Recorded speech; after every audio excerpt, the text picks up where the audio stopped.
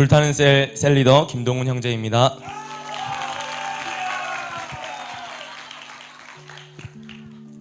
잘 되고 있습니다. 행복 모임 하면 더 잘 됩니다. 2017년 5월 저는 고등학교 2학년이었습니다. 에너지 넘치는 18살, 모든 삶의 영역이 열정이었습니다. 공부하는 것도, 친구들과 노는 것도, 먹는 것도 열정이 넘쳤습니다. 하루는 같은 반 친구들이랑 같이 점심을 먹는데 친구들은 밥 먹고 난 뒤에 이야기를 들으러 간다고 했습니다. 이야기를 듣는 말에는 전혀 관심이 없었지만 그 친구들이 저보고 같이 가자면서 이야기를 들으면 새콤달콤을 준다고 했습니다.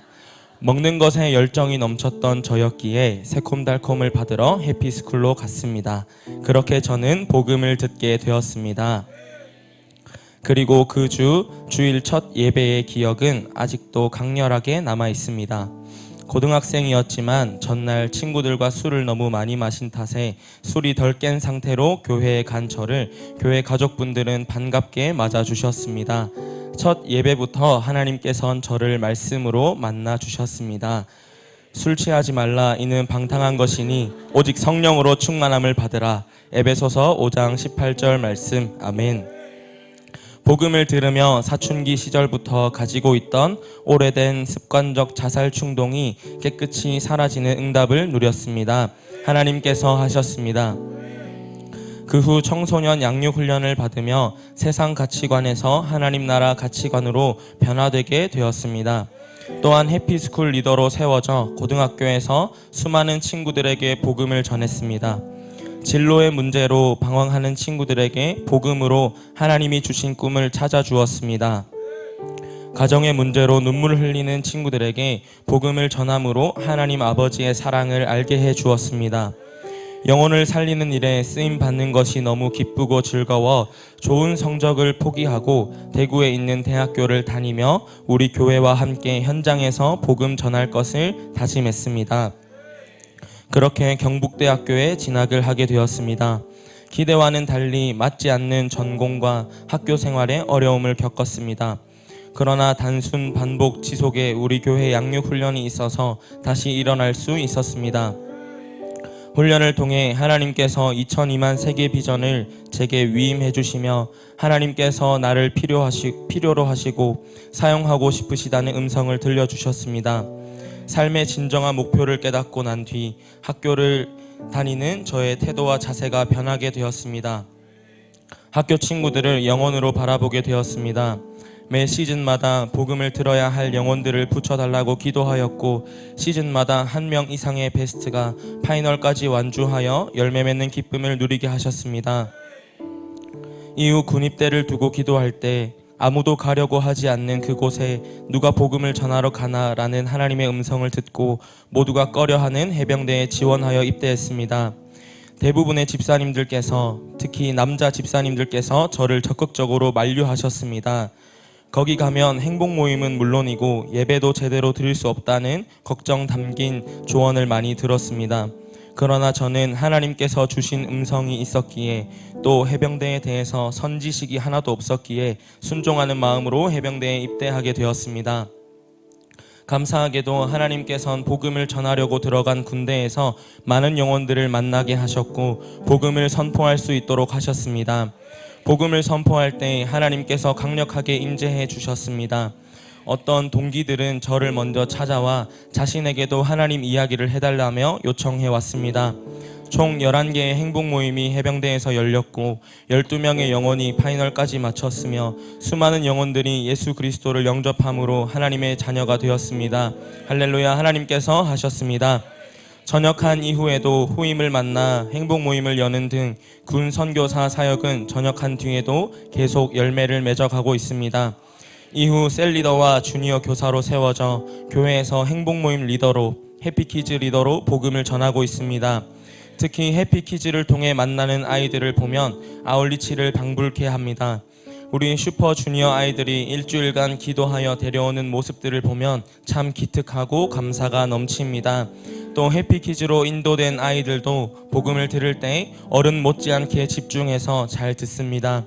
이번 주는 삭개오를 만나주신 예수님 메시지를 선포했는데 모든 해피키즈마다 아이들이 메시지를 들으며 자신의 이름을 아시고 먼저 찾아오신 예수님을 깨닫고 고백하고 있습니다.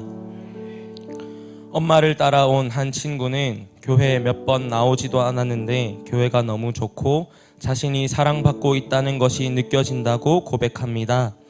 해피키즈에서 자신의 상처와 나쁜 기억들을 이야기했습니다. 이를 두고 복음을 전한 뒤 손을 잡고 상처들이 다 떠나가게 해달라고 기도했습니다. 기도한 직후 친구가 밝은 표정으로 기도를 했더니 마치 푹 자고 일어난 것처럼 마음이 가볍고 편해요 라며 제게 고맙다고 말해 주었습니다. 하나님께서 하셨습니다.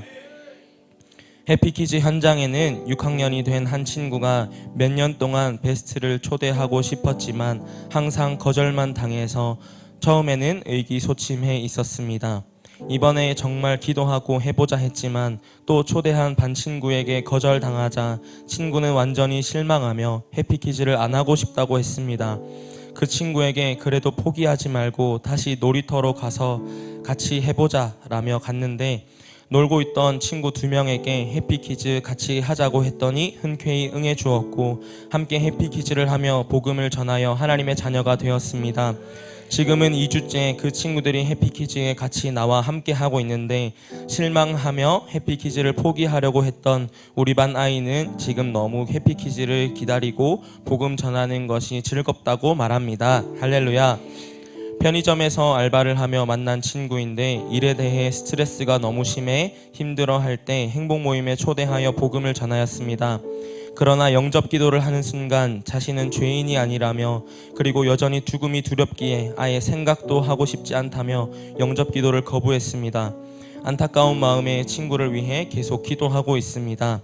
끝까지 포기하지 않고 이 친구가 복음을 받아들일 수 있는 좋은 마음밭이 되도록 기도하고 좋은 관계 맺기를 이어갈 것입니다. 복음을 전하는 것은 참으로 기쁘고 행복한 일입니다. 그러나 이렇듯 항상 순조롭지만은 않았습니다. 복음의 진가를 알아보지 못하는 베스트들에게 거절을 당하고 조롱 섞인 농담을 듣기도 했습니다. 그럴 땐 거절의 두려움이 찾아와 눌리기도 했습니다. 그리고 여전히 신앙생활을 반대하시는 부모님이 큰 산처럼 다가왔습니다. 늦은 시간까지 행복 모임을 하고 집에 돌아가면 핀잔을 들어야 했고 혼나기도 했습니다. 부모님으로부터 재정적인 지원을 받지 못해 야간 알바를 하고 있습니다. 이것도 사역하는 데는 충분치 못해서 보통 끼니를 거르고 사역을 하러 갑니다. 몸은 피곤하지만 간식을 들고 복음 전하는 현장으로 가면 저도 함께 살아남을 느낄 수 있습니다. 복음을 듣고 집중하는 영혼들의 눈빛을 볼 때면 하나님의 영혼을 향한 사랑을 깨닫게 됩니다. 하나님께서 이렇게 어려운 상황들을 통해 진심이냐고 물으십니다. 그럴 때마다 항상 훈련을 통해 배운 말씀들을 기억합니다.